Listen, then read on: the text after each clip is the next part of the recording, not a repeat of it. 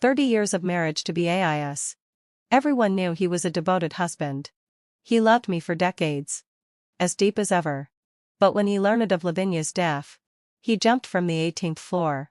His friend said, "Sister-in-law, let BAIS and Lavinia be buried together."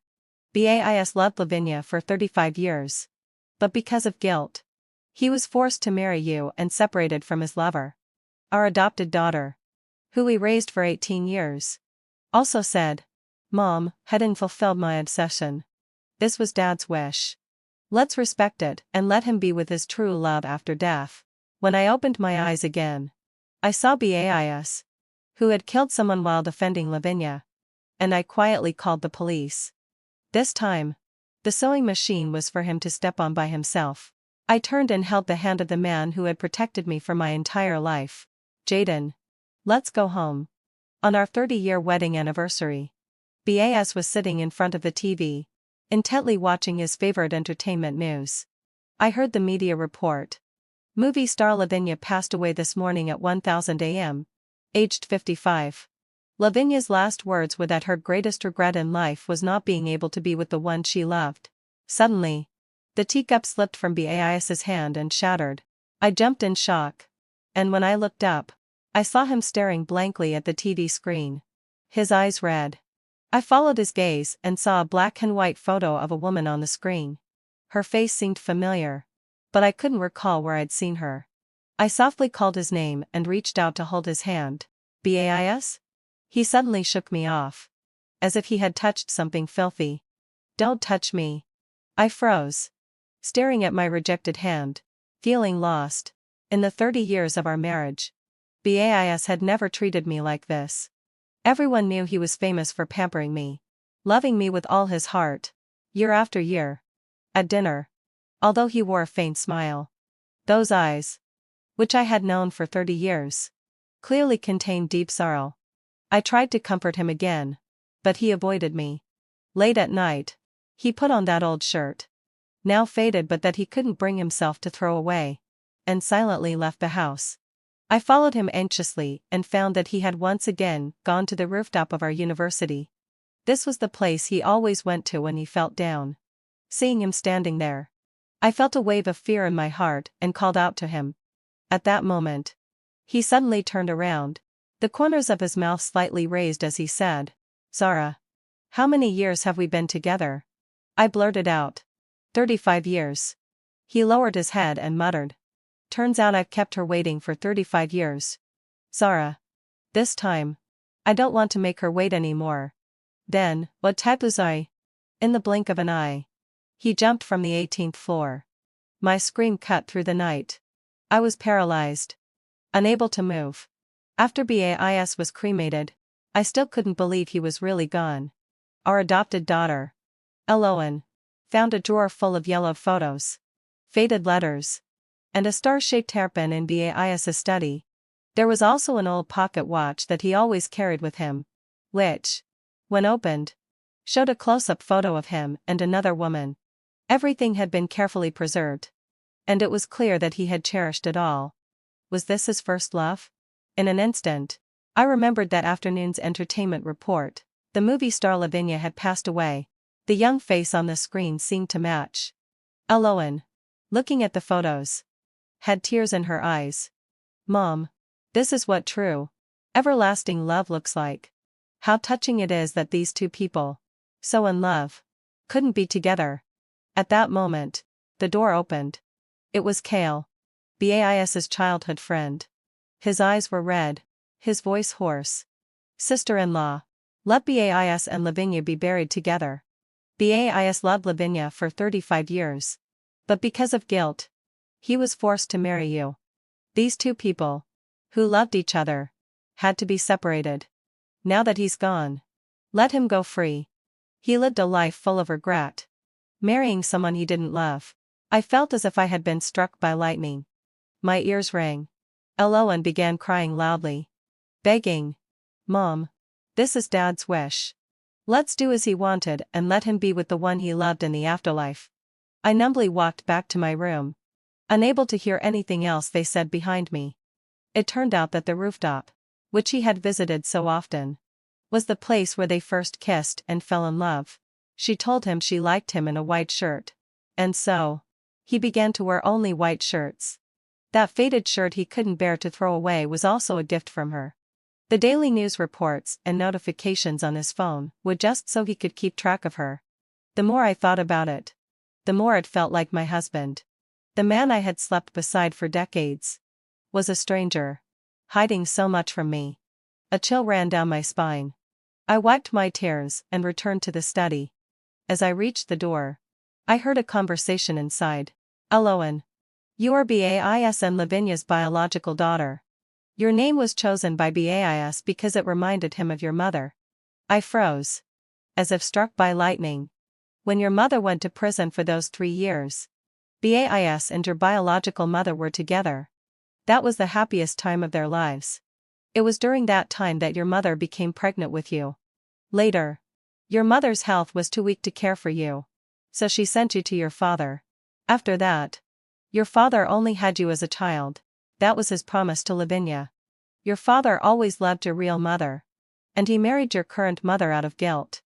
Your grandfather helped him financially, and your mother served time for him. Eloan. Don't blame your father. He had no other choice. I remembered after I was released from prison. BAIS suddenly had a child. He said he didn't want me to suffer the pain of childbirth. Zara. Adopting a child is the same. The child soon grew up, and her features began to resemble BAIS more and more. I became even more fond of her. People often said BAIS treated me like a daughter. I always thought we were in love. Before we married, I had miscarried twice for him. He had always been considerate, saying, having children out of wedlock might hurt your reputation, especially with your father being a prominent businessman. Let's wait until we're married. Alright. After we married, although we adopted a child, I still wanted one of my own. BAIS, however, said, Zara. Eloan is still young and needs our full attention. Let's wait a little longer. Okay? I agreed, knowing that Eloan was a sensitive child. Years later, when Eloan grew older and became more sensible, I brought up the topic again. He hesitated for a moment, then said, Zara, you're not getting any younger. Having a child at your age is risky, and I don't want you to take that risk. We have Eloan, and that's enough. Don't you think so? Looking at him, loving me for over a decade, with unwavering devotion, I was moved and tearfully agreed. I no longer insisted on having a biological child. With him and Eloan, that was enough. But now, I was told it was all a lie. The child I had raised for over 20 years was not mine, but his and his true love's. The reason he didn't want my child wasn't out of concern for me. It was just to honor his promise to Lavinia. A bitter, metallic taste rose in my throat, and I fainted. When I opened my eyes again, I found myself lying in a hospital bed, a dull pain in my lower abdomen. BAIS was holding my hand. His gaze focused on my flat stomach. Zara. Eloan is still young, and she needs her parents' care. We should bathe too. Get rid of the baby. We can have another one later. Okay? I had been reborn. Back to the day I found out I was pregnant. 25 years ago. In my previous life, I kept compromising for him. And in the end, I lost the chance to be a mother. He used the excuse of thinking about me, to honor his promise to Lavinia. I will only have one child. Eloan. I asked again, my voice surprisingly calm. BAIS. Are you really going to get rid of our child? This was our third child. He nodded, gently stroking my hair. You're still young. We can have a child later. I interrupted him, pulling my hand away and closing my eyes. BAIS. Let's get a divorce. BAIS looked at me in shock. Zara. Do you know what you're saying? This time, I refused to repeat the same mistake. If the child is gone, we divorce. Zara. Don't say things out of anger. Just then, BAIS' phone rang. He listened for a moment, and his face changed dramatically, leaving only the words wait for me to come back. He rushed out the door. After the abortion, while I was resting, I reflected on many things from my previous life. BAIS had been a poor student sponsored by my father. I had gotten into the city's top university because of his help. We had been engaged right after graduation. I looked at the news on my phone. Popular star Lavinia injured and hospitalized. Mysterious man stays with her all night. Popular star Lavinia's romance revealed. Looking at the familiar figure of the man, I wasn't surprised. After all, the two were deeply in love. She had been injured and hospitalized. How could he just sit still? Rain started pouring outside. And I handled my discharge paperwork alone. Tears mixed with the rainwater. And I walked aimlessly down the street, feeling cold all over. Zara? A black car stopped beside me. The window rolled down, revealing a sharp-featured face. I froze for a moment, staring at him. It was him. Jaden. The most successful student my father had ever mentored. A business genius who had later started his own company. In my previous life, I didn't remember much about Jaden. I only knew that after my father passed. He helped the Zara family business through a crisis. At my wedding to BAIS, he had stood quietly in the corner, watching from afar. My father had originally intended for a marriage alliance, but I had been too focused on BAIS back then. The moonlight outlined his deep features, and his narrow eyes narrowed slightly, as if holding the stars and the sea, making it hard to look away. He got out of the car, holding an umbrella, walking towards me, his eyes unreadable. The rain is too heavy.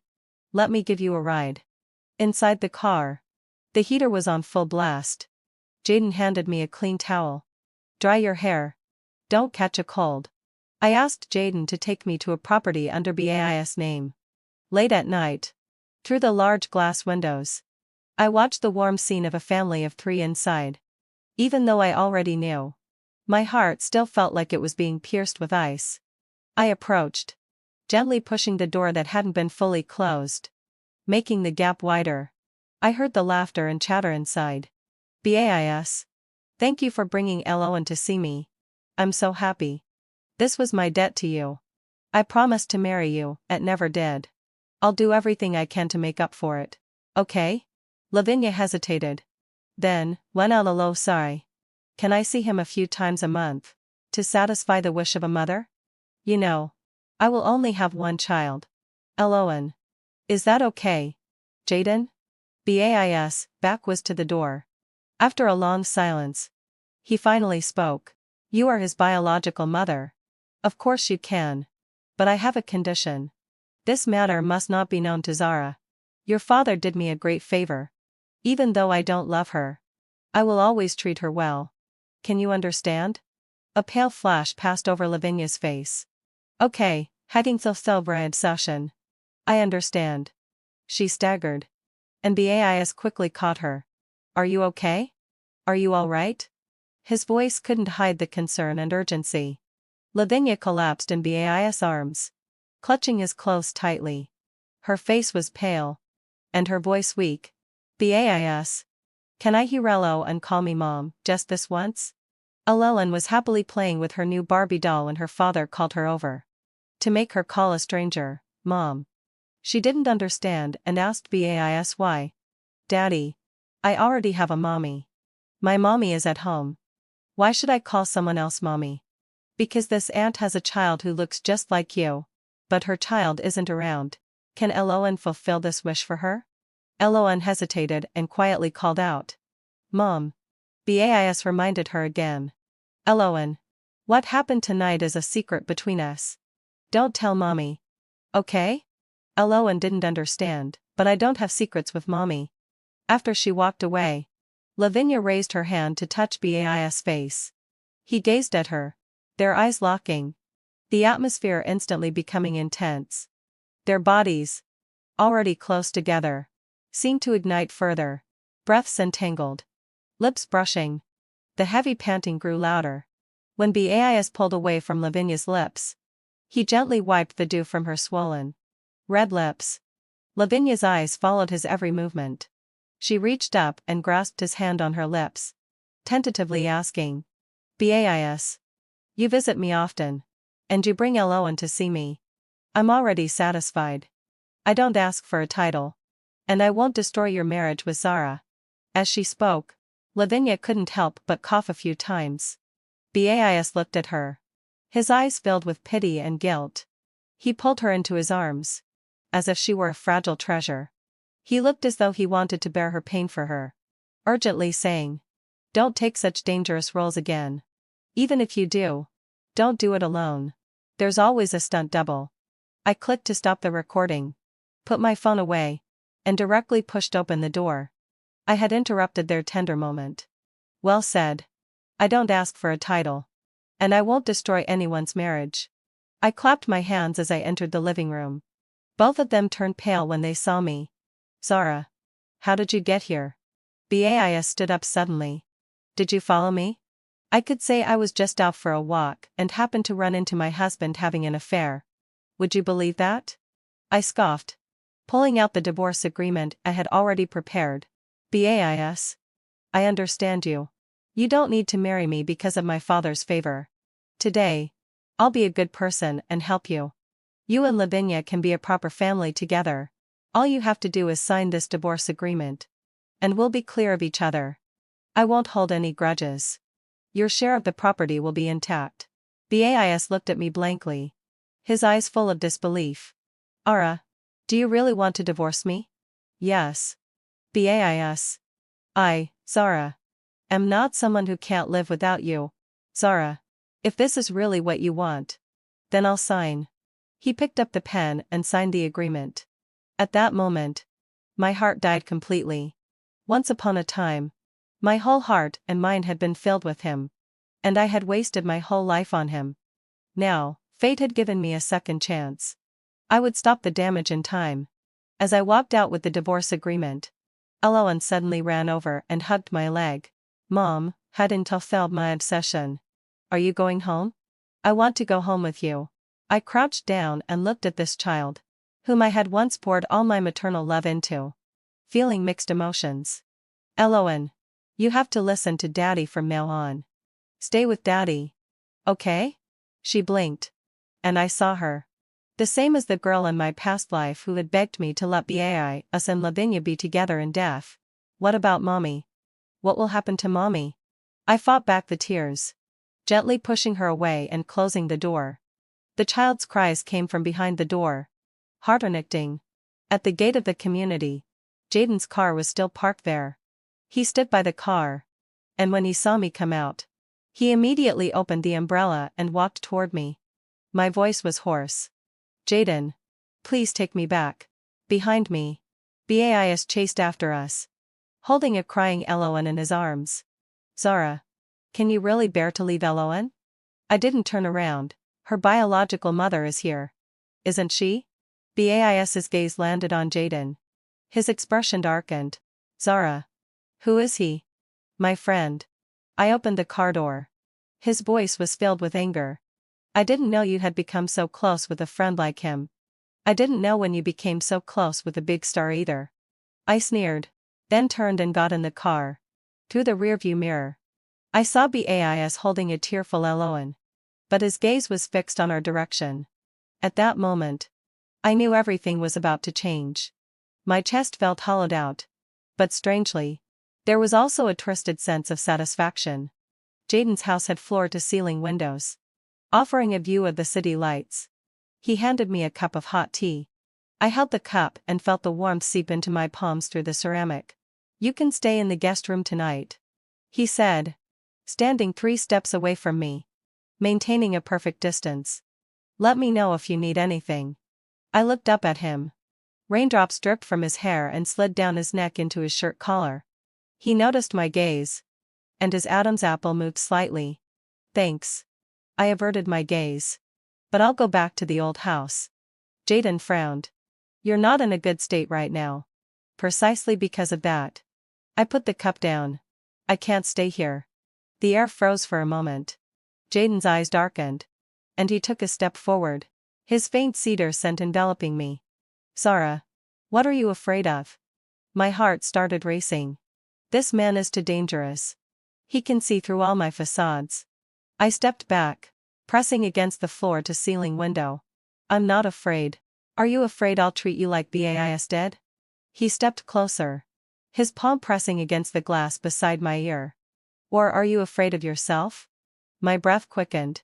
Jaden's body heat seeped through his damp shirt, and raindrops still clung to his eyelashes. Jaden, I warned him. He chuckled lowly, his breath brushing against my ear. What if I told you? I've been waiting for this moment for many years. His words hit me like a sledgehammer. It reminded me of the him from my past life. After my death, he stood alone in front of my grave, whispering the love he had hidden for a lifetime. You. His lips were almost on my ear. Zara. Don't push me away. Not all men are like him. I should have pushed him away. But when his lips finally descended, I instinctively tilted my head up. The kiss was gentle and restrained, as if he was afraid to break something precious. When I began to respond, Jaden suddenly pulled back. His voice was hoarse. I'll take you back. I stood frozen, still feeling the warmth of his lips on mine. Why did he stop? But I didn't ask. Jaden wiped the moisture off my lips with his finger. I'll wait for you to willingly say yes. I leaned against the door and let out a long breath. My phone suddenly vibrated. It was a message from BAIS. Ara. Let's talk. I immediately turned off the phone and walked into the bathroom. The hot water washed over me. But my mind was still a mess from Jaden's kiss. When I came out wrapped in a bathrobe, the doorbell rang. I thought Jaden had left something behind and opened the door without any caution. BAIS stood there, soaked through, his eyes bloodshot. I immediately tried to close the door, but he pushed it open with his hand. His voice was hoarse. Zara. Just 5 minutes. We have nothing to talk about. I had never seen BAIS like this. The man who was always graceful and composed now looked like a broken vagrant. He looked up at me, his gaze burning. But you can't deny the 10 years we had. Ara, I should be too. Can you really let go so easily? I sneered. You jumped from the 18th floor for Lavinia. So why can't I let go? BAIS froze. What 18th floor? I had said too much. I quickly changed the subject. Please leave. But he wouldn't let it go. Zara. Did you dream of something? My heart skipped a beat. BAIS stood up suddenly and pulled me closer. His body temperature was terrifyingly high. His breath scorching. Let go. I had a dream. He whispered in mid-ear. I dreamed I lost you. And then jumped from a high building. Zara. It was just a dream. I froze. He had also been reborn? It wasn't a dream. I pushed him away. It was your choice. BAIS. You chose Lavinia. His gaze changed from pleading to a dangerous obsession. And you? Have you chosen Jaden now? It's none of your business. It is. He suddenly grabbed the back of my neck and forced me to look up at him. Because I love you. Zara. 10 years. 20 years. Until the day I die. I'll only love you. There's nothing about Lavinia. I'll explain things to her. Only when I died did I realize. Lavinia was just my obsession. Not love. The person I love is you. It's you. Zara. His lips pressed down, bringing the scent of alcohol and rain. This kiss was full of possessiveness. Completely different from Jaden's restraint. I pushed hard against him. But he didn't budge. His arms tight and around me, fully trapping me in his embrace. His heartbeat was so fast it scared me. And I could feel it through his wet shirt. Zara. His lips moved to my neck. Give me one chance. Just one. Just as I was about to succumb, Jaden's voice came from down the hallway. Zara? We both turned at the same time. Jaden was standing by the elevator, holding my coat, which I had left in the car. His gaze shifted from surprise to coldness, finally settling into a terrifying calm. Seems like I'm here at the wrong time. He walked over and handed me the coat. Your things. BAIS still held my waist. His gaze challenging Jaden. CEO Jaden. Seems you came at the wrong time. Jaden's gaze fell on my face. Is this your choice? The two men's presence surrounded me. I pushed BAIS away. BAIS. Leave. BAIS grabbed my wrist. Zara. I shook him off. Enough. BAIS. What you call love is nothing but the possessiveness of unwillingness to lose everything. Jaden stepped forward. blocking the space between me and BAIS. BAIS. Show some self-respect. BAS's gaze darkened. You think you've won? Jaden. There will always be a place for me in her heart. We've been together for 2 lifetimes. Jaden responded calmly, is that so? The door closed, cutting off BAS's voice. Jaden's shoulders were tense, his jawline sharp, like a knife. I whispered. Sorry. It made me seem like a terrible woman, tangled with my ex-husband while being ambiguous with the man in front of me. He turned to look at me, his eyes complex. Next time, don't let him touch you. His fingertip brushed my lips, where BAIS had just kissed me. He wiped away the moisture roughly. He suddenly pushed me against the wall, leaned down close to my ear, his voice low. This place is mine. Then he stepped back, resumed his polite demeanor, and left. As I was about to leave, she tightly grabbed onto my clothes. It's you, it's you. It must be you.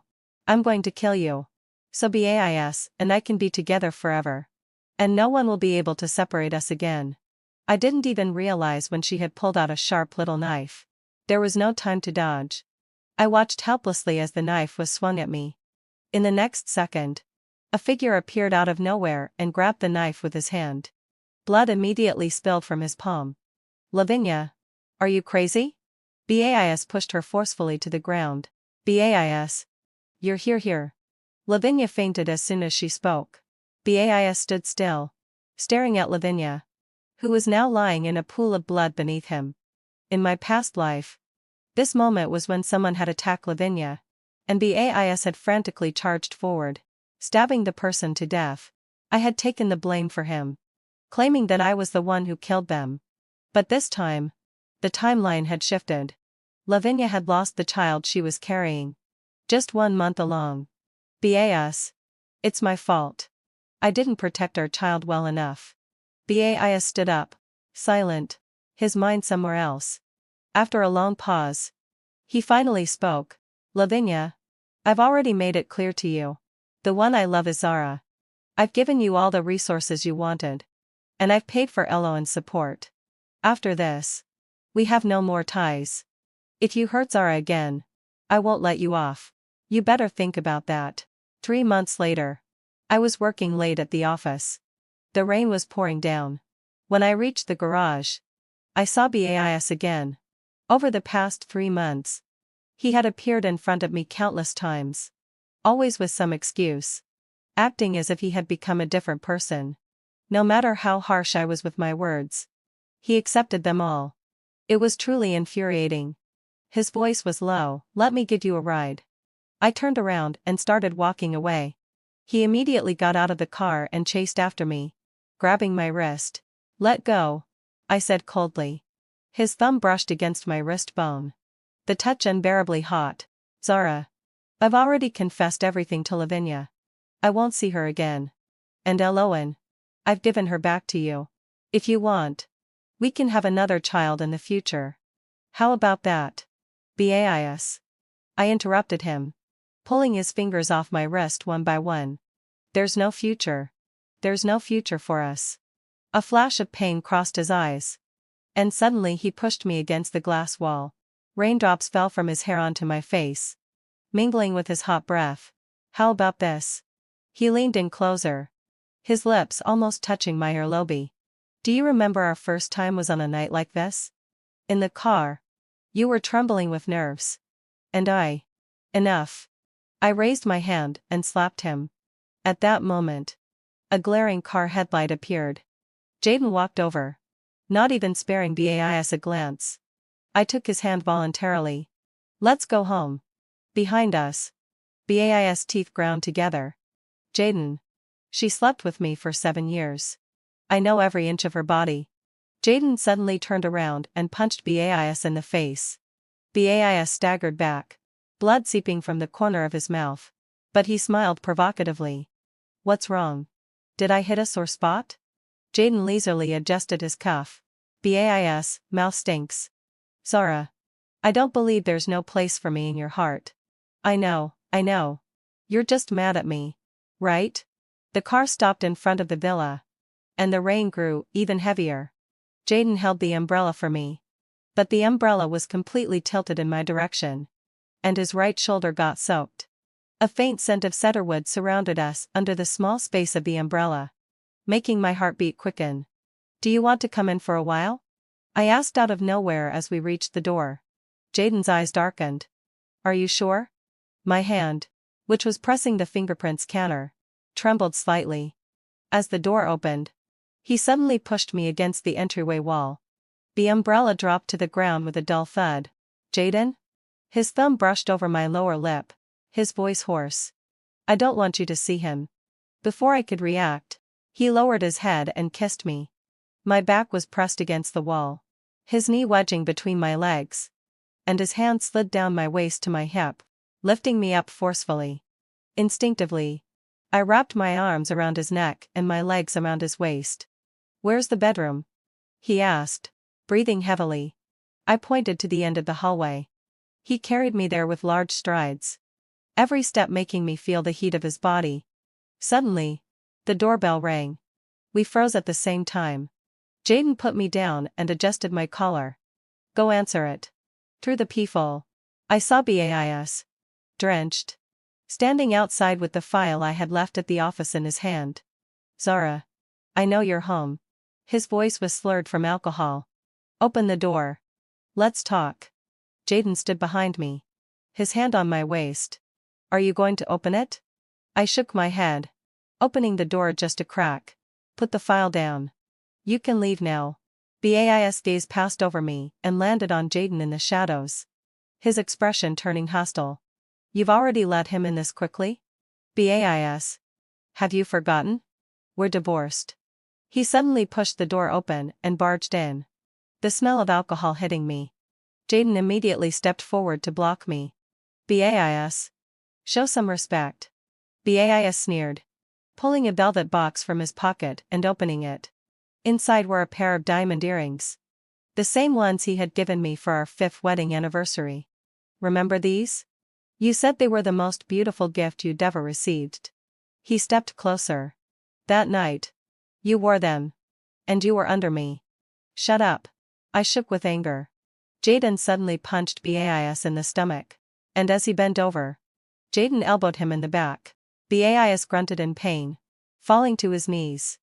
Jaden stepped on his hand as he tried to grab the earrings. I guess I've been too polite to Bais before, which is why he thinks he can be so rude to my girlfriend.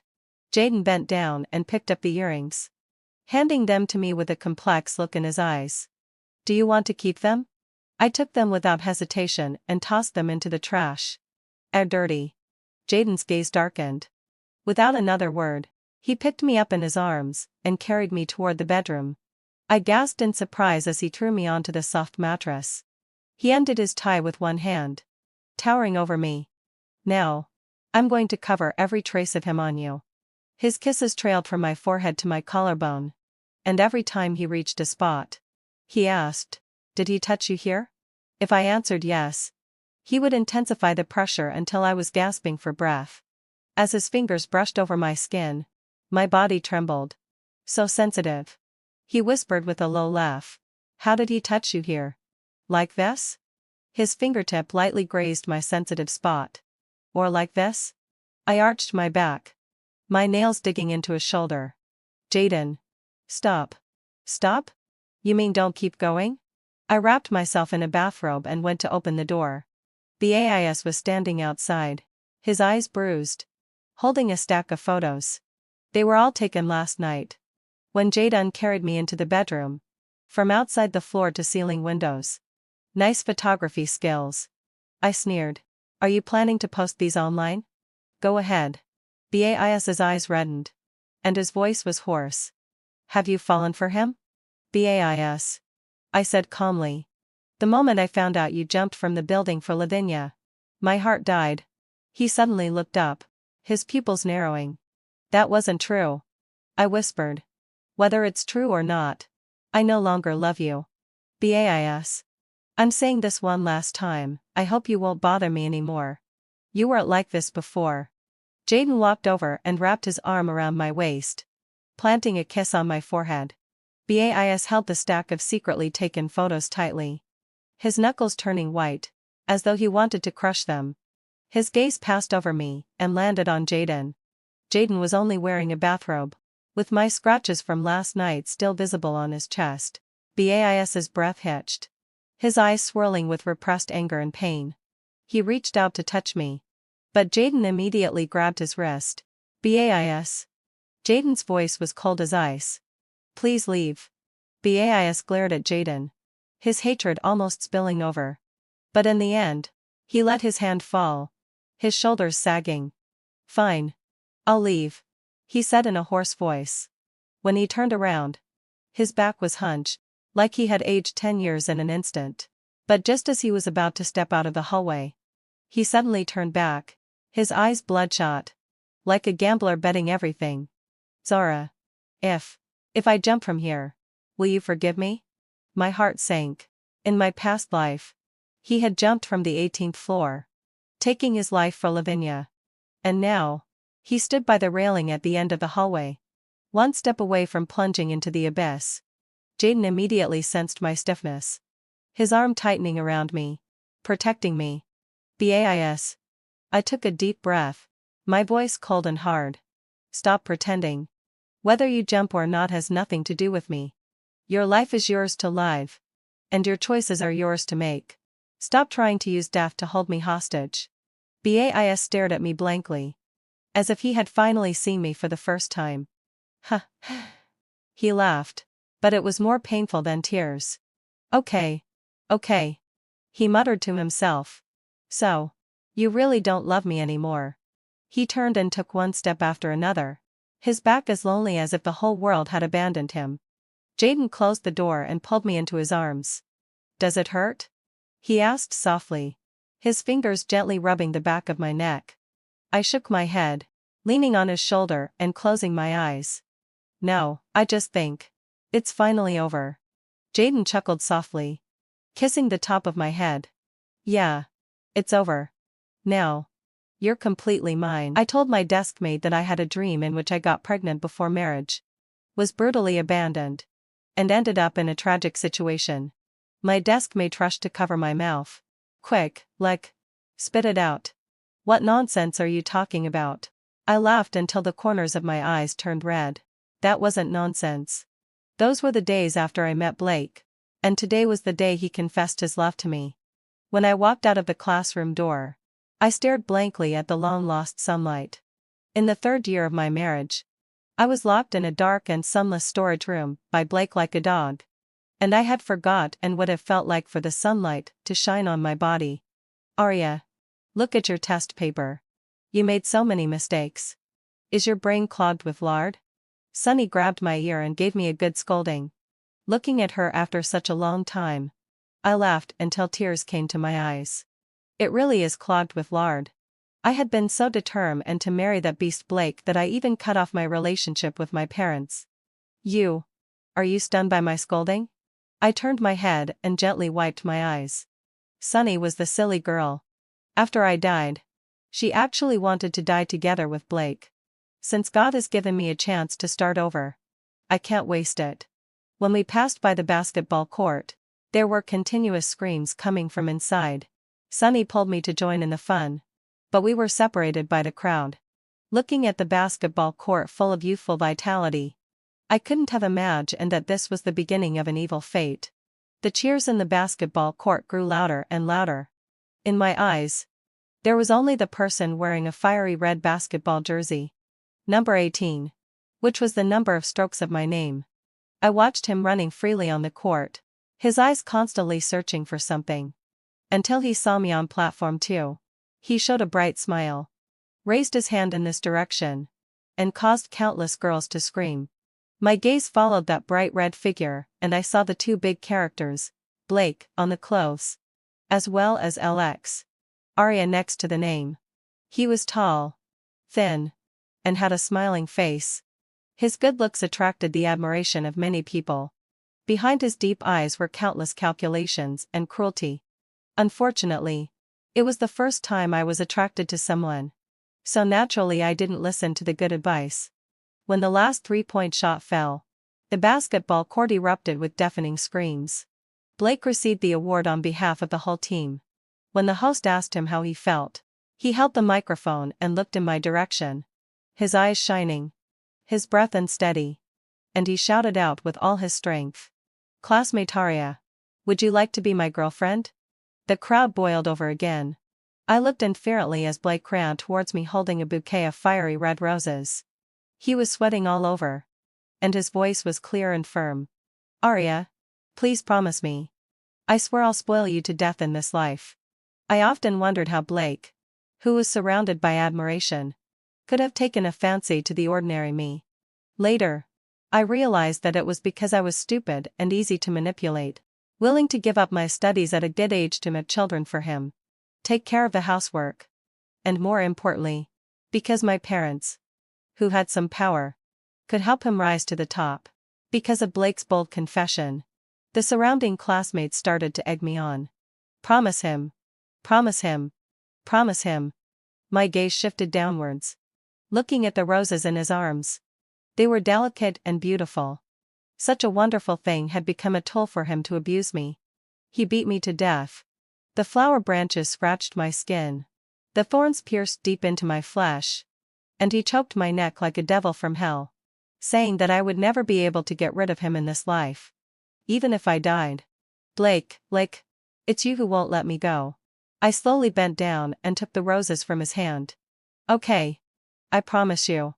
After being with Blake, Sunny was almost furious. She pointed at my head and scolded me. "There are countless girls around Blake. Except for his good looks. He has nothing. Are you crazy or stupid? Why did you choose him instead of Caleb?" I soothed her. "I'm not crazy or stupid. Don't worry. I know what I'm doing." Sunny let out a long sigh and pointed at the things on the table. She said angrily, "You know what you're doing. You take these things as treasures. The stars made of waste paper. The love letters copied casually. And the bouquet of ginkgo leaves picked up on the ground. A bunch of worthless things. Don't tell me you were touched by them." I looked at the ginkgo leaf bouquet on the table. It was very delicate. And I didn't know which girl made it. Blake was good-looking and attracted countless girls. He accepted everyone's advances. And when he had enough, he would throw them away. That was his usual way of doing things. Which boy in today's society can still take the time to copy a love letter by hand? It's very thoughtful, isn't it? In my previous life, I was deceived by Blake's cheap love until I had nothing left. Sunny was so angry with me that she moved back home and said she would come back when we broke up. It was better that she left. This way, I had no more scruples. I don't know how this word got to Blake's ears. In order to trap me, Blake started to spend money on me. He took me to eat the most expensive Japanese food in Lund City, gave me luxury brand bags and perfumes. And I frequently posted on my social media.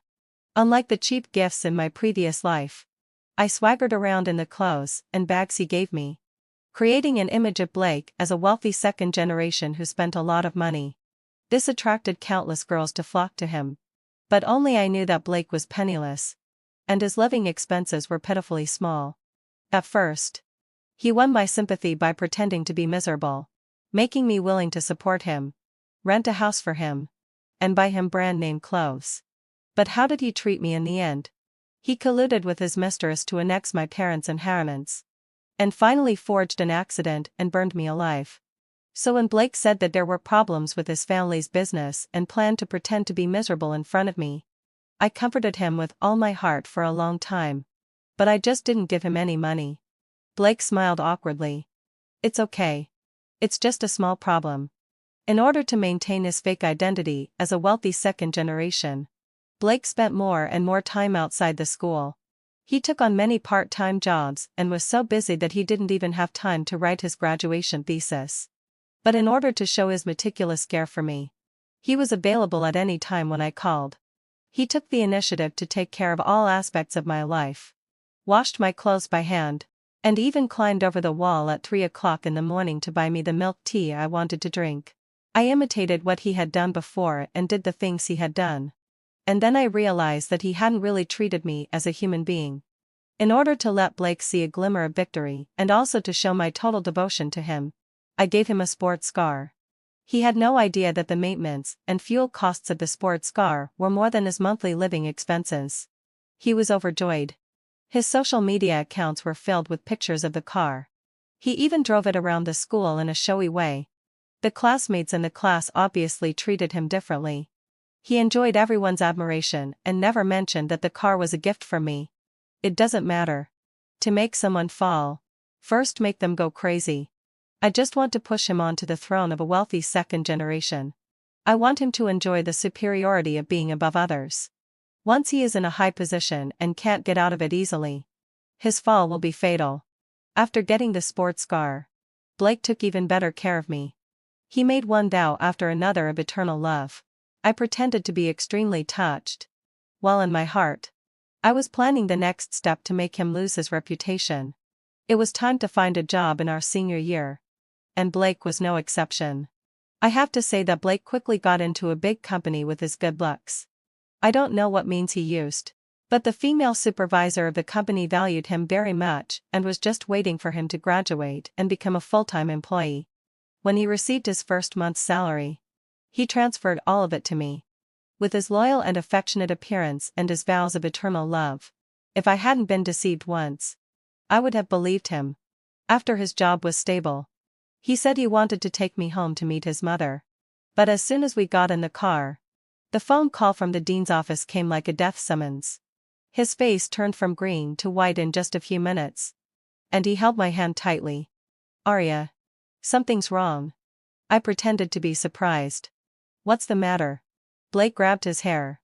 In order to become a full-time employee, I was so busy that I couldn't spare any time.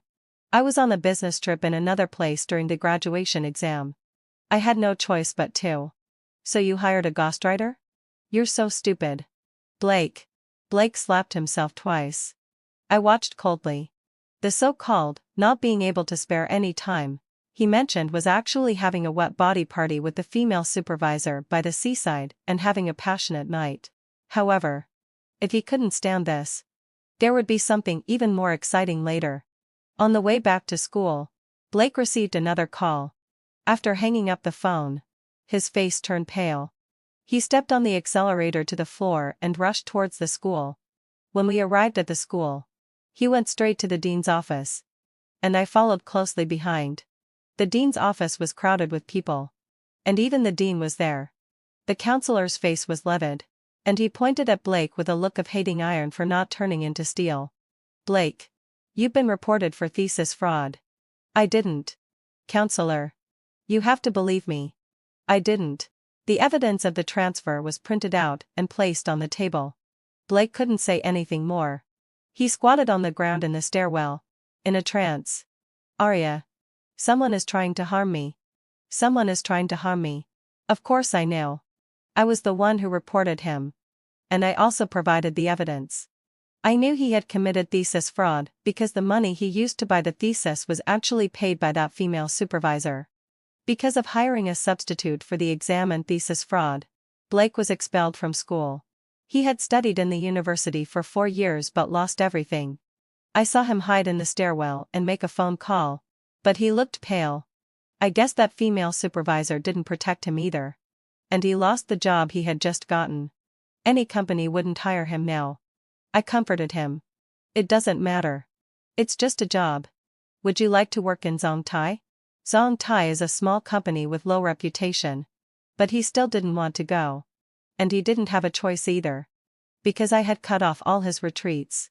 Can I really do it?" I nodded. "Of course you can. Your mistress is there. If you don't go, how can I catch you two together?" In order to show how considerate I was as a girlfriend, I rented a high-end apartment for Blake near his company. With a supercar and an apartment, I believe there is no one Blake can't attract. Sure enough, a week later, I sat in the dormitory and watched the entangled figures on the monitor. I silently pressed the shutter button. The person entangled with Blake was none other than his mistress, Stella. In my previous life, Blake entered Zongtai through my connections. It turned out that he had already been involved with Stella at that time. The two people on the monitor were kissing each other as if there was no one else around. The words Blake said when he was deeply in love made me feel sick. That day, I was tied up in the dark storage room.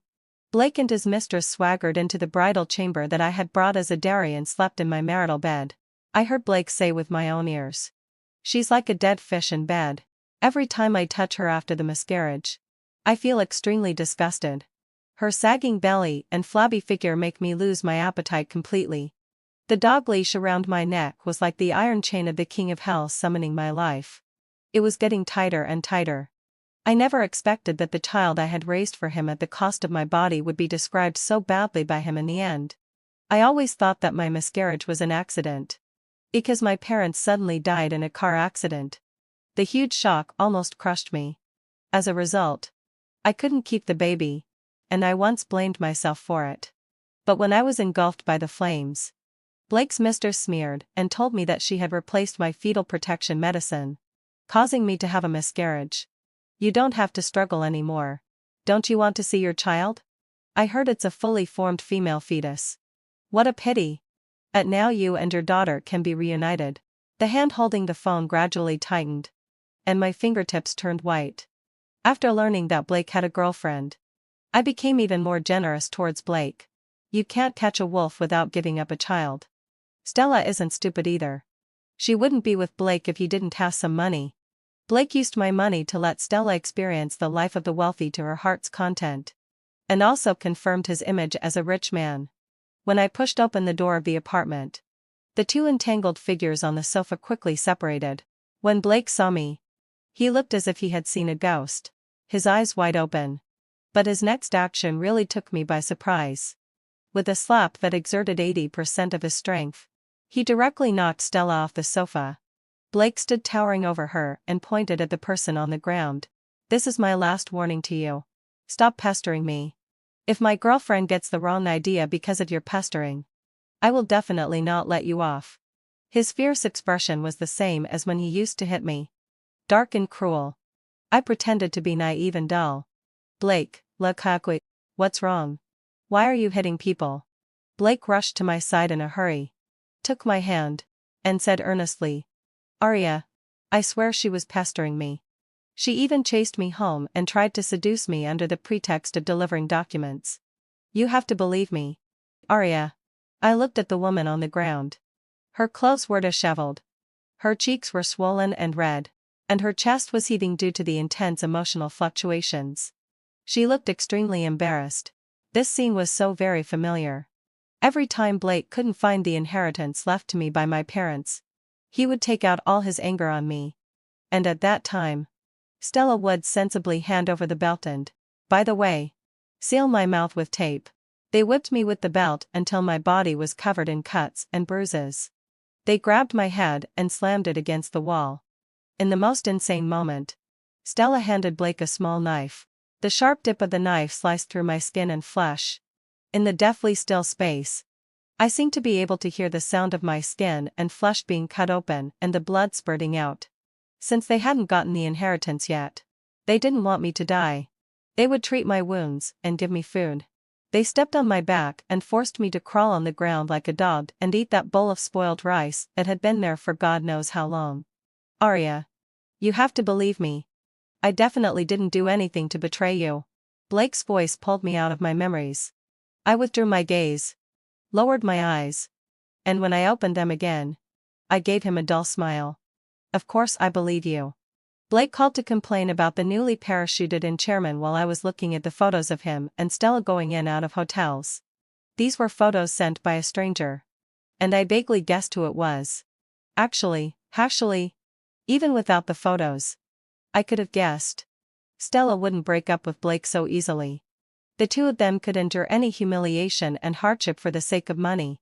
And I didn't want them to break up so soon either. After all, it would be too easy on Stella. He's just making things difficult for people. Why does he have to reform the company when it's doing just fine? A new official always makes a few changes when taking office. And the first thing he targeted was those who slacked off at work. It's not surprising that Blake was so annoyed. After all, during his 4 years in college, he only focused on chasing girls and didn't learn anything useful. After joining the company, he was arrogant and botched several tasks. Logically speaking, someone like him should have been among the first batch to be fired. But I deliberately wanted him to hold a high position.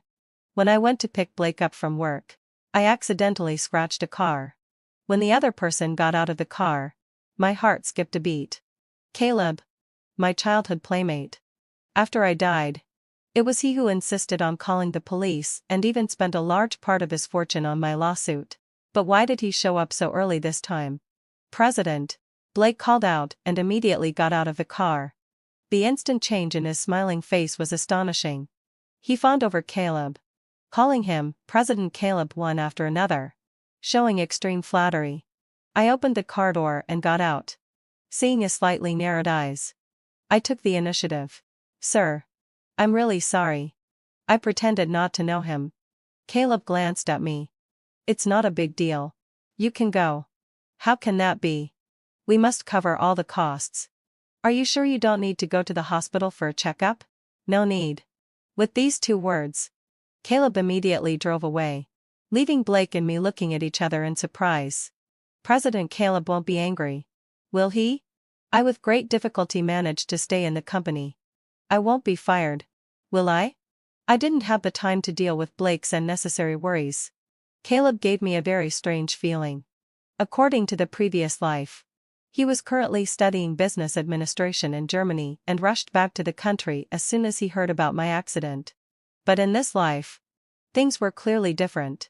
There wasn't time to think about it too much. With the help of my uncle, Blake and I made an appointment with their department head. After the major layoffs, there was a vacancy for the deputy head of the finance department. Blake begged me for a long time and even bought a gift for my uncle with 3 months' salary, asking my uncle to intercede for him. 2 hours later, Blake sent the department head out with a beaming smile. Watching the department head leave, he hugged me. Arya, I'm so lucky to have you. I pushed him away calmly, and he immediately took a step back. Sorry. I was too excited and couldn't control myself. This was a rule I set for Blake. He couldn't touch me without my permission. When I was at work on Monday, Blake called, his voice excited. Arya. The personnel department informed me that the position is mine. I didn't expect things to succeed. Their department head was someone who only accepted gifts but didn't do anything. Why did he actually get things done this time? I gave him a few words of congratulations and then hung up the phone. Blake had been promoted recently and was in a very good mood. And I also started to frequently take Blake to some occasions that he would never have been able to attend in his life. I also took him to inspect my family's factories and shops. When he saw these, his eyes were filled with uncontrollable greed. Blake, when I graduate, would you like to manage these with me? Blake took my hand and nodded solemnly. Arya, don't worry. I will always be by your side, in the face of great interests. Even the most cunning mouse will take the risk to come out of its hole and give it a try.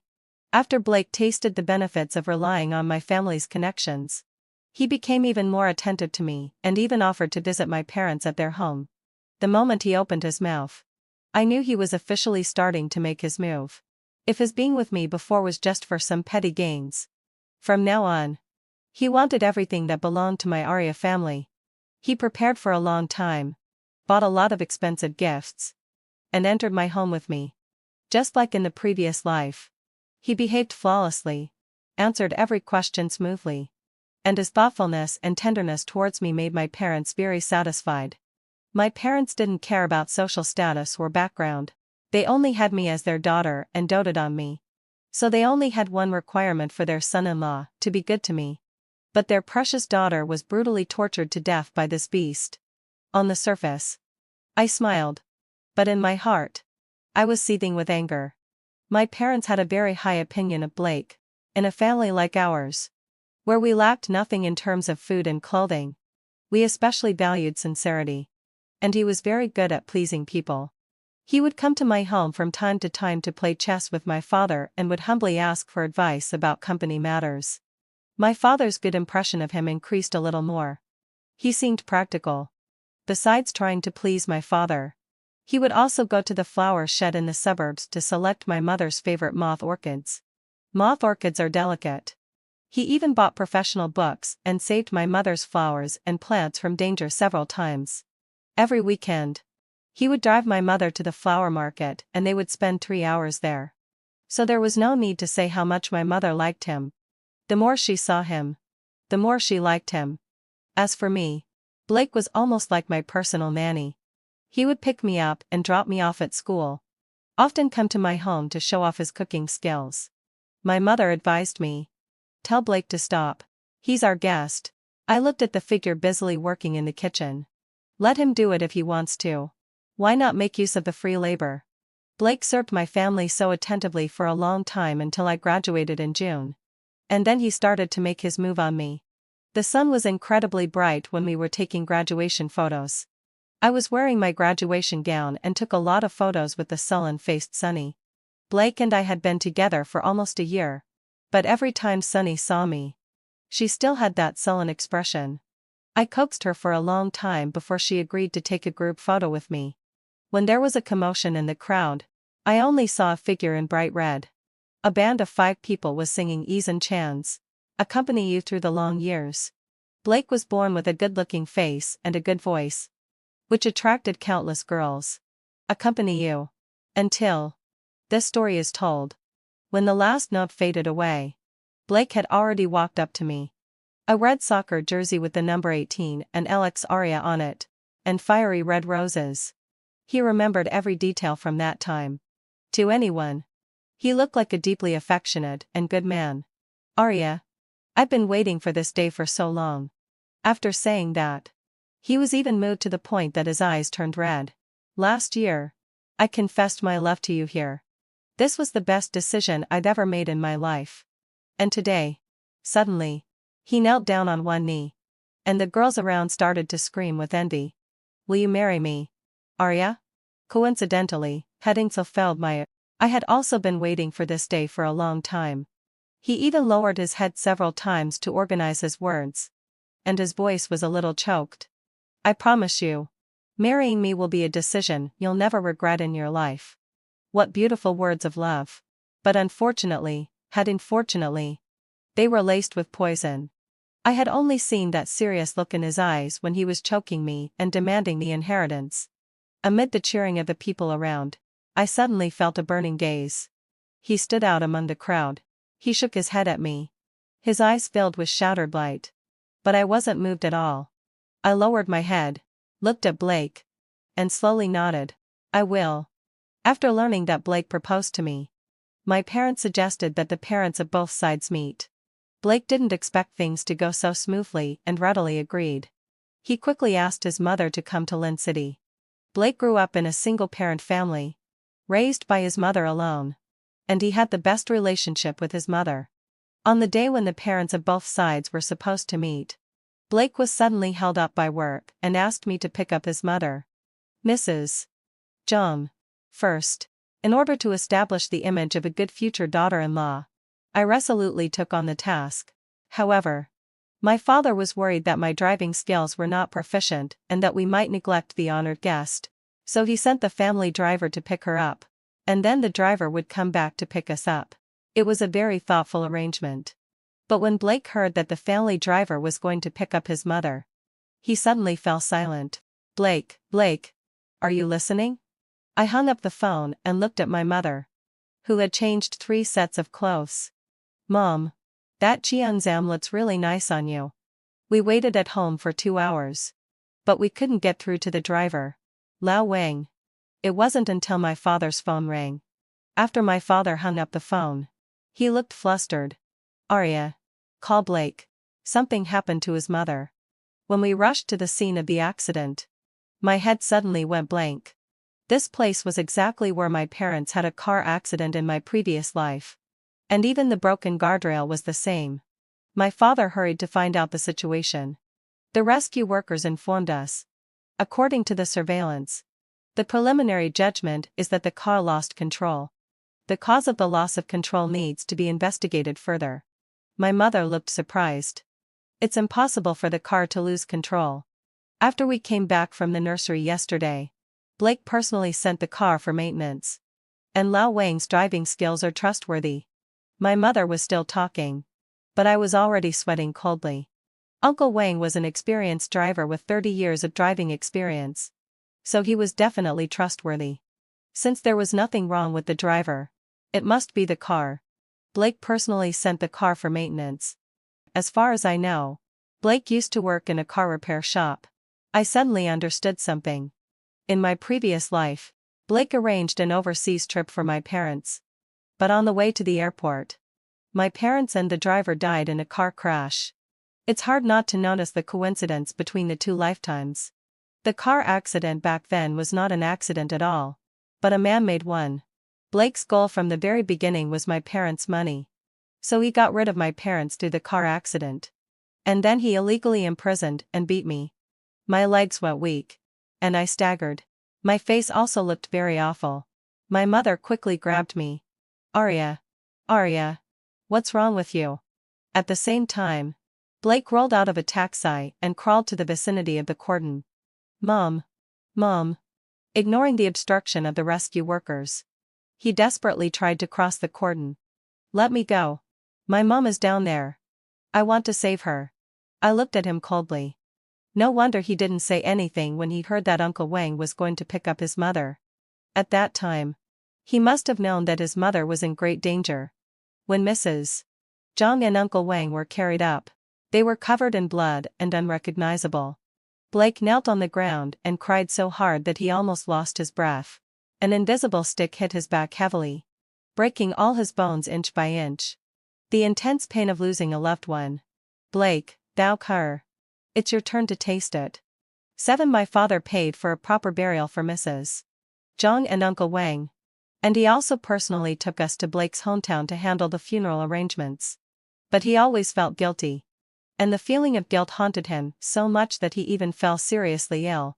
Looking at my father who was tortured by guilt, I really wanted to tell him, there's no need to feel guilty at all. From the very beginning, Blake wanted your life. If it hadn't been for some unexpected twists, it would be you and my mother lying there now, and I would be the one suffering a living hell. After Blake went back to his hometown to bury his mother, the first thing he did when he returned to Lin City was to come to my house. He knelt on the ground, holding the relics of his deceased mother, and swore that he would treat me well for the rest of his life. He begged my parents to marry me to him. The only wish of my mother when she was alive was to see me get married and have children. My father and mother already felt sorry for him, and these words made them feel even more guilty. So they agreed to his request, but I knew that he didn't really want to marry me sincerely. He just put the debt of his mother on our family. He couldn't wait to make our family fall apart. I thought the wedding would be held after the mourning period, at least a year later. But he wanted to get married as soon as possible to comfort the soul of his deceased mother in heaven. So much could change in a year, and he couldn't afford to wait. In the end, my father and mother, overwhelmed by guilt, nodded in agreement. Getting married during the period of mourning, it couldn't be too lively. He looked at me with pity. I'm sorry to make you suffer this. I shook my head, because I couldn't wait to take action either. The wedding venue was set in Lin City. Just the hotel cost half of Blake's savings. This was Blake's idea. He said he didn't want to let down me anymore. But I knew that he chose this place for the wedding instead of his hometown in order to show his face in front of my relatives, friends, hadn't fulfilled my absai, and business partners, to gain a good reputation, and also for the convenience in the future. Originally, hadn't fulfilled my obsession. My father wanted to cover all the expenses of the wedding, but Blake wouldn't let him. He said that it was already a great blessing for my parents to marry their daughter to him, and he couldn't let them spend more money. With just one sentence, my father immediately added a factory to my dowry. Blake spent a lot of money on the wedding. The wedding ring and the wedding dress were both very expensive. Later, I found out that he sold the house in his hometown. It's really a case of you can't catch a wolf without sacrificing a child.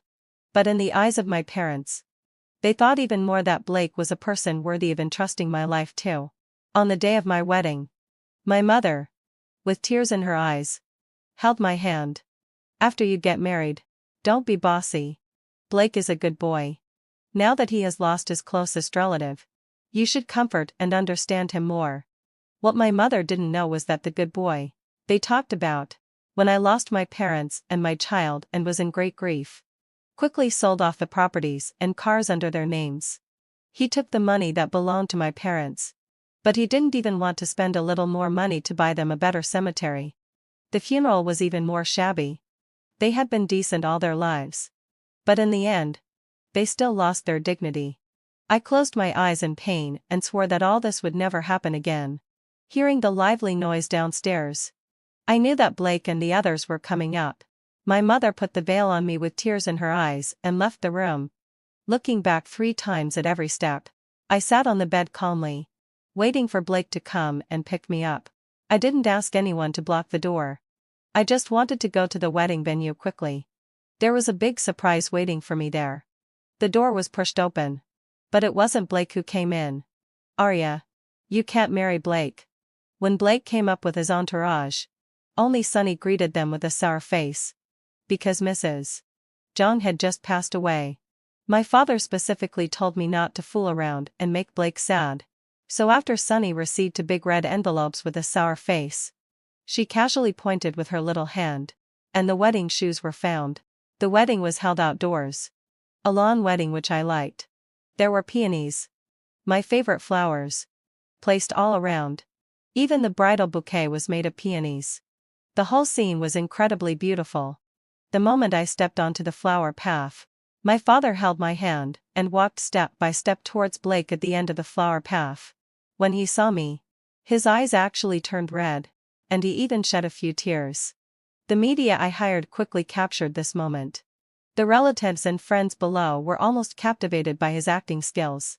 My father, with red eyes, gave us a few words of advice and then quickly stepped down from the stage. Blake looked at me affectionately and made a lot of promises with just a few words. When the priest asked me if I was willing, I looked at Blake in front of me with a smile in my eyes and said those words in front of everyone's expectation. "I don't." But it wasn't me who said that. Stella in the crowd was excited. "Blake, you said you don't love her. You just want to get some money from her. You said you would marry me. How can you abandon me? I'm carrying your child." Blake's face turned extremely ugly. "Stella, I'm warning you. If you continue to spread rumors and cause trouble, I'll have to call the police." Stella immediately started to act up and roll on the ground. But because she was pregnant, no one dared to touch her. "Blake, what out a will stay? What's going on here?" My parents rushed onto the stage in a hurry. Blake was sweating on his forehead. "Dad. Mom. We had a conflict because of work. She's deliberately trying to embarrass me today." I even admired Blake's quick thinking. That no matter what he said today, it was useless. The big screen that was supposed to play the story of our love at the wedding had already changed its theme. An adult passion scene was playing in the luxury apartment. When the camera zoomed in, the 2 people entangled on the sofa came into everyone's view. The girl's face was blurred, but the boy's wasn't. The obsessed face on the screen matched perfectly with the stunned Blake standing there now. What made Stella furious was that the woman on the screen wasn't her at all. "Blake, that's not me on the screen. You actually have another woman. I'll kill you." Blake, mud out almost sigh. Using his position and his fake identity as a wealthy second generation, had slept with several girls. Stella was just one of them. Turn it off for me. It's all fake. Someone is trying to frame me." Blake picked up a stool and smashed the screen to pieces. "Arya, listen to me. These videos are all synthesized. The person in the video isn't me. Someone is trying to harm me. You have to believe me. I'm devoted to you." Blake used all his strength. And my arm almost got broken by his grip. "Let me go." I slapped him hard. "Dad. Mom, hadn't fulfilled my sorry. You have to believe me. That's not me." I was tightly held in Blake's arms, looking at his ferocious face. The images of him abusing me suddenly flashed into my mind. I was so scared that I screamed loudly. My father, who rushed over, punched Blake hard. "John, how dare you bully my daughter like this? I'll make you pay." When I was protected in my parents' arms, my tears couldn't help but fall. In my previous life, when I was beaten by Blake and couldn't bear it anymore, I had always hoped that someone would come to save me. Now, my father finally saved me. My parents hurriedly protected me and left in a hurry. I looked back and saw Blake lying on the ground in a sorry state, with Stella taking the opportunity to slap his face repeatedly. The media I hired was dutifully taking pictures. The dream of entering the wealthy family that Blake had designed by spending all his savings finally shattered. After the wedding, it rained continuously for 3 days, and Blake still knelt outside the door. On the first day, I led a group of people to take back the house. Blake refused to leave no matter what and even tried to fight. The security guards I brought pinned Blake to the ground in a few minutes and taped his mouth shut by the way. The sound of punches landing on his body didn't alleviate my anger. Compared to how he hit me in the past, this was all too mild. I sat on the sofa and waved my hand. 2 or 3 people carried Blake into the room. Since he had tried to burn me to death before, I would let him taste the feeling of being burned by fire. His eyes were blindfolded, and his hands and feet were tied. All he could hear was the click of the lighter. Then the smell of something burning entered his nose, and the scorching sensation gradually enveloped him. He panicked instantly, whimpering in his throat and starting to struggle. I watched as he fell off the bed and used all his strength to wriggle towards the door bit by bit. I raised my right hand, and with a bang, the door closed, just like the way he closed the door on me before. Blake was stunned for 2 seconds.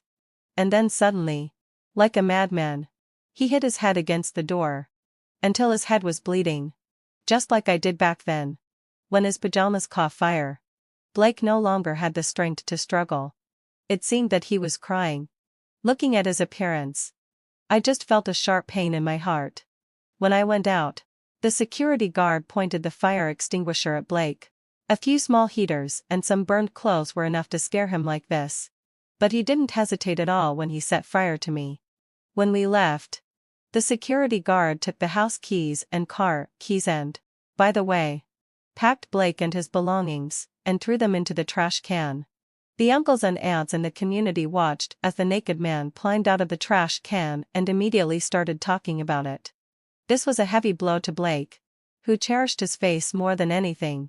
But he didn't dare to call the police because he was still hoping for my forgiveness. At 1 p.m., the affair of the cheating scumbag John Blake had been completely exposed by everyone. What kind of rich second generation he is. He works in a car repair shop with me. He's so stingy. And he keeps saying that he's not in the same class as us, and that he's a rich second generation here to experience life. What a load of crap. He couldn't even afford that sports car, even if he sold himself 3 times. Along with this, a picture was attached, which was a photo of Blake repairing a car. I'm Blake's college classmate. I can testify that he used to fawn over rich girls in college and even faked his graduation thesis when he graduated. He doesn't even have a graduation certificate now. So he already had experience in this. No wonder our female supervisor favored him so much. They went on business trips together countless times. Fortunately, heading fulfilled way and Sashim. I'm not that shameless and don't have the Phoenix Man syndrome.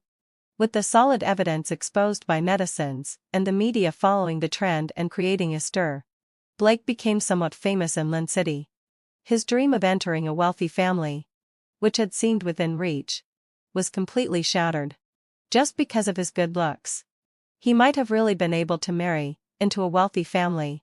But now, he was like a rat crossing the street. Something to be despised. Looking at Blake kneeling outside the door, my father and mother had a headache and didn't know how to deal with him. I lazily sat on the sofa and advised them to relax. At most, in one day, he would have to leave even if he didn't want to. When the news of my marriage to Blake spread throughout Lynn City, Stella came to me with the laboratory test results. Her original intention was to ruin our wedding, but I took the opportunity to drag her into the mess. Stella knew that Blake was about to marry into a wealthy family, so she demanded an exorbitant breakup fee. But Blake was heartless and didn't give her a single cent. Moreover, he threatened her that if she dared to say a word, once the Lynn Corporation was in his hands, he would be the first to kill her. That's why Stella came to me, wanting to have a showdown with him. But she didn't expect that I didn't care and instead gave her a large sum of money and asked her to make a guest appearance at my wedding. Her acting skills were really good. I don't know if it was because of her deep emotions, but she seemed to slap him quite vigorously. After taking my money, Stella gave me an important piece of information. Blake was addicted to gambling. It wasn't too bad before. But since I had made him live a luxurious life, he couldn't stop. He also owed a huge debt. Seeing the doubt in my eyes, Stella sighed. I introduced him to it. No wonder. No wonder in the previous life. The two of them clearly didn't lack money but were crazy about getting my inheritance. Looking at Stella's greedy appearance as she held the check, I knew that no amount of money could save a gambler. Without my doing anything, Stella would kill herself. According to what Stella said, the final deadline for repaying the debt was the day after tomorrow. The reason why he was kneeling here and constantly talking about his mother was to make my parents feel sorry for him. But it was useless. On the third day, I received a threatening text message. Looking at Stella, who was on high alert at the sight of everything outside the car window, I crossed my arms. What did you say? I said that as long as you give me 300 yuan, I'll keep everything you asked me to do a secret. I understood. She was threatening me. I slowly rolled down the car window. You're not worth that much money. You. As soon as she opened her mouth, several people suddenly appeared at the entrance of the alley. Without asking any questions, they pinned her to the ground. You owe money and want to run away? Stella was trembling with fear. No.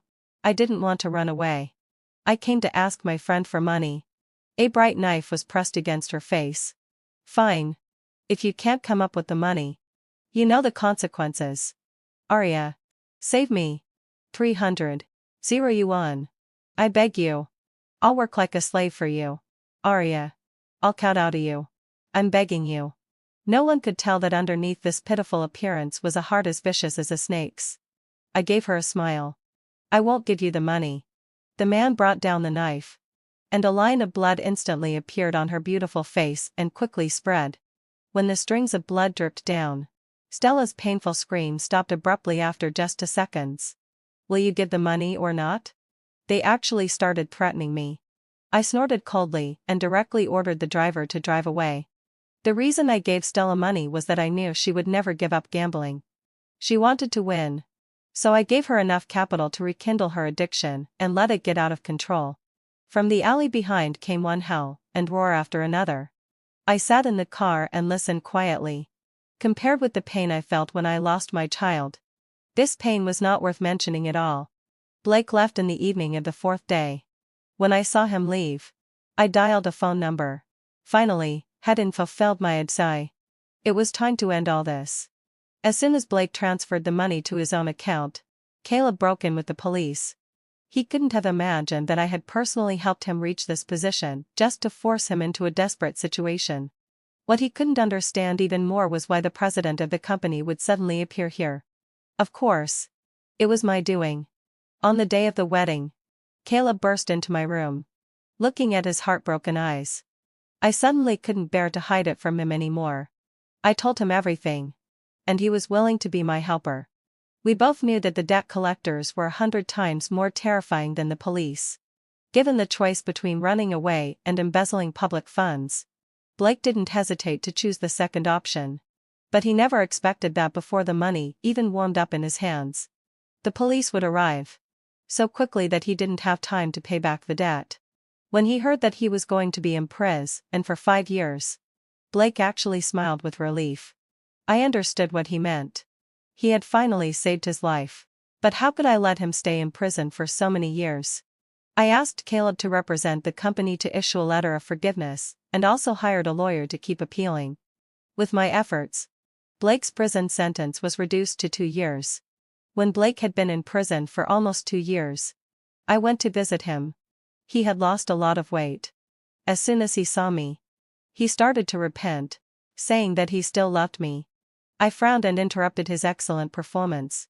Blake, what out? At first, I just wanted to make you lose everything and your reputation. But you shouldn't have touched my parents. Blake's pupils suddenly shrank, and his eyes were filled with disbelief.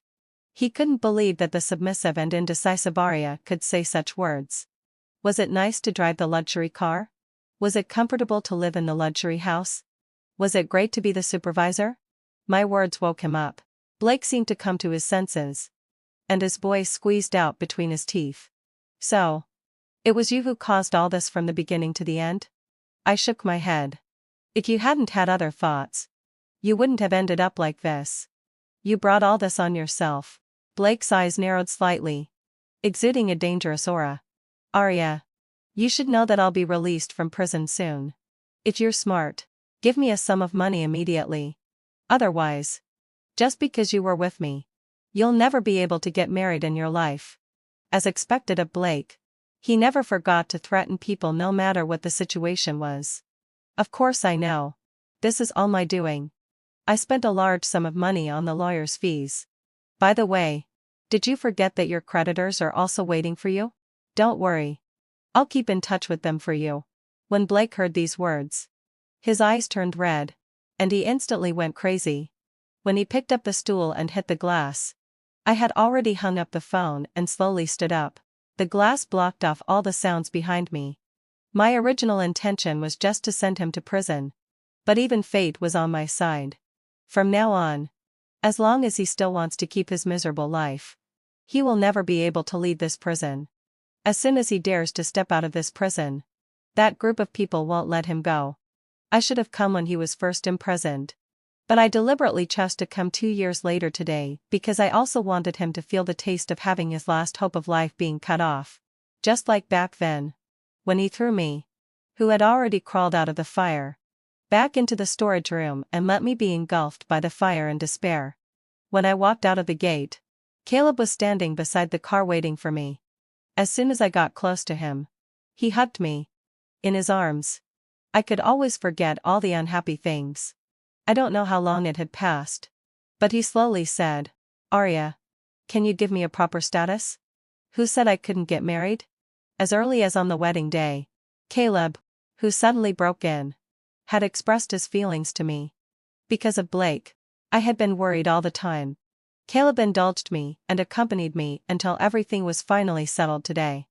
I lay on his chest, feeling extremely satisfied. My tone, spoiled by him, became a bit childish. Sure. The end.